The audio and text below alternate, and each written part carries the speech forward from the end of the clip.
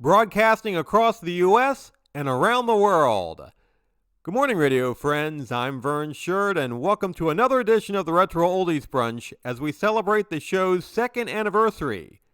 We had our first showcase the first weekend of June back in 2023, and we wanted to thank all of the listeners who tune in on Live 365 through our DJ Greyhound Radio website and on a variety of social media platforms.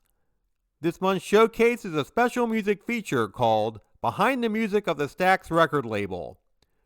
A special thank you goes out to Earl, a listener in Memphis, Tennessee, who submitted a request for this topic.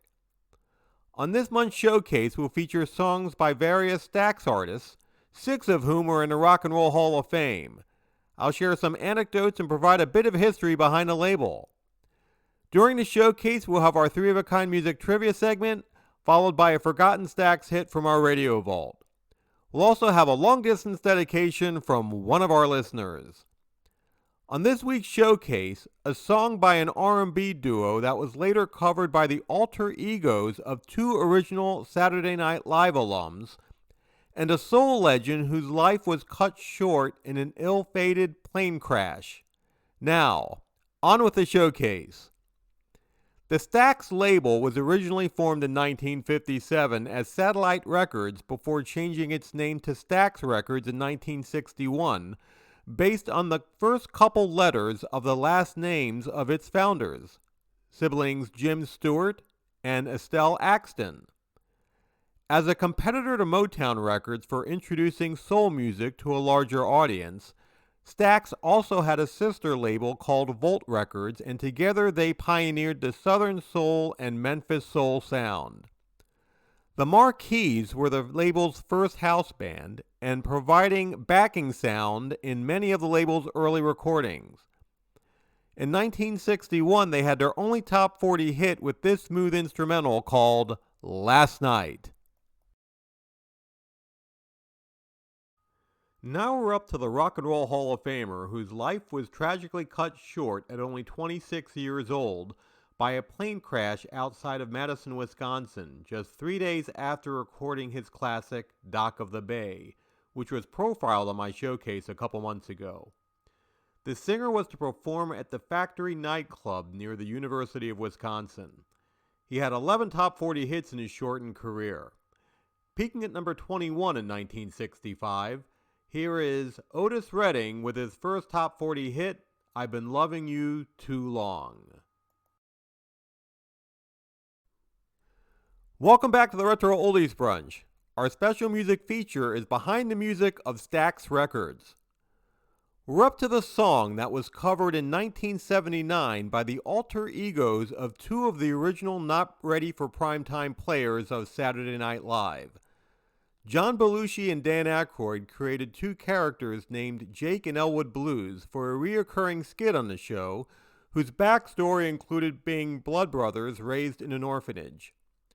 The skit was later turned into a feature-length film that included various soul legends. The film, The Blues Brothers.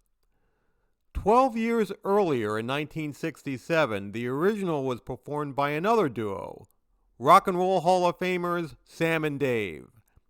Peaking at number 2, this is Soul Man. And now it's time for our long-distance dedication. We've been doing this feature for a year and a half now, and this was the first submission we received from overseas. It comes to us from Victoria in England. Hello, Vern. This is Victoria emailing you from Manchester, England. First, I wanted to say how much I've enjoyed listening to your show. I started listening during the summer of 2024, and your listeners' dedications have really touched me and made me think about how my father's love of music impacted my own life. When I was a child, my father introduced me to his vast album collection. After we listened to music, he would talk about the album covers and the meaning behind the song's lyrics. One artist he was particularly fond of was Elton John. I remember the album covers showing pictures of Elton wearing his signature large frame glasses, the same type of glasses my father wore. As the years have passed, I have grown my own music collection, and much of it consists of older songs and artists. When the world disagrees with me, I find myself listening to the music to bring me peace. My father has long since retired and will be celebrating his 75th birthday during the summer of 2025. Vern, there's an Elton John song that really speaks to my soul in creating those special memories when I was introduced to the world of music. Could you please play your song for my father, Oliver? I want him to know how much those moments meant to me, and I always look forward to visiting him in Dover with my own family so he can share his love of music with his grandson, who I named Elton. I'm hoping that my son will grow to appreciate the powerful message in the lyrics of Elton John's songs, as I have.